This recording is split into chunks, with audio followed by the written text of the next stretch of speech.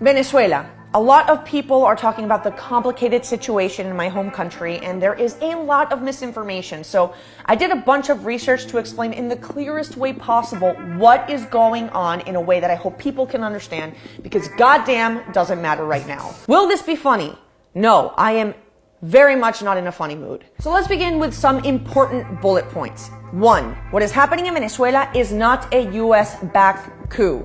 2, this is not a fight between the Venezuelan right wing and the Venezuelan left wing. This is a fight of the great majority of Venezuelans to democratically get rid of an illegitimate and punitive dictatorship. A dictatorship responsible for countless human rights abuses. 3, the people of Venezuela are seeking fair, democratic elections using the laws written in our constitution. 4, Juan Guaido did not just declare himself president out of nowhere. That is not how it worked. So let's answer some questions. Who is the interim president, Juan Guaido? Juan Guaido is not a right-wing politician, but the son of a taxi driver and a liberal representative in Congress. Guaido was elected by the Venezuelan people to be a representative in Venezuela's National Assembly. He is acting as interim president, as in temporary president, until democratic elections can be ensured, which is, by the way, dictated by law in the Constitution when a president is deemed illegitimate. In other words, this is not a coup.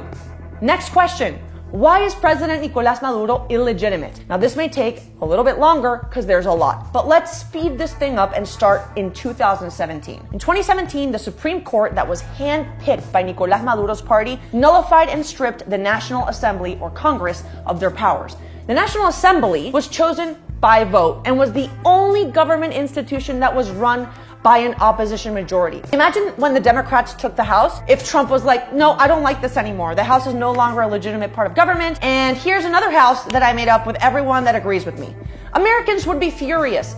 So too are Venezuelans. Venezuela erupted in protests. Hundreds of protesters, most of them teenagers, were detained, some of whom were tortured and murdered. Meanwhile, despite these protests, Maduro made his own Congress that he could control, just like that. Fast forward to May 20th, 2018, where this illegitimate Congress calls for presidential elections. Now, during these elections, the most popular opposition candidates are either jailed, exiled, or banned from running. In other words, there is no legitimate way for the opposition to run. So these sham presidential elections are held anyway by Maduro's government, where only 20% of the population voted. However, a lot of the 20% were public employees who were intimidated into voting by threats from the government. These were called illegitimate elections, not just by the Venezuelan people, but by the international community. Everyone was on board saying, yeah, this shit's f***ed up, and if it's anything, it's definitely undemocratic.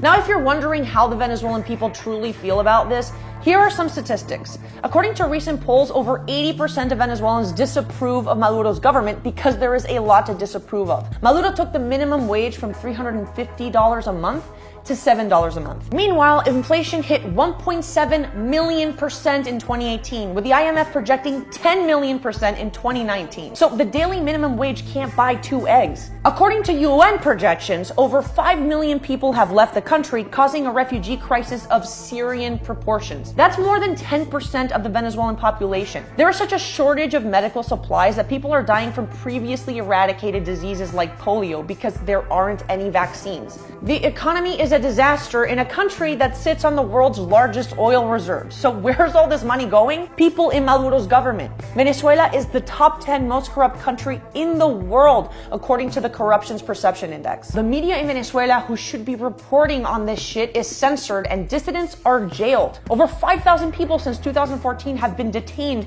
for speaking out against the government. And just since last week, when Guaido was elected, 791 people have been jailed. So what is happening now? Interim President Juan Guaido has been backed by the international community. Yes, this includes the United States, but do you know who else backs Juan Guaido that isn't Trump? Argentina, Brazil, Colombia, Costa Rica, Ecuador, Germany, the Socialist Party that runs Albania, Canada's progressive prince Justin Trudeau, Australia, Paraguay, Peru, the government run by the Socialist Party of Spain, whose president said what is going on in Venezuela is the opposite of socialism. The list goes on. So that was a lot of information, and I am exhausted. And I'm not exhausted because I had to explain this to you, but I'm exhausted because the situation in Venezuela has been talked about in the forms of political ideologies and politicians and political leanings, and it's the conversation has completely strayed away from what actually matters, which is the Venezuelan people. On a personal level, my immediate family, my father is exiled from back home. My extended family, they go out on these protests. My uncle is in jail for being a journalist that tried to shed light on what was going on. My cousin had to leave Venezuela because they were after him as well. This has affected everybody on a human level. And it doesn't matter what leanings you have in an ideological political standpoint.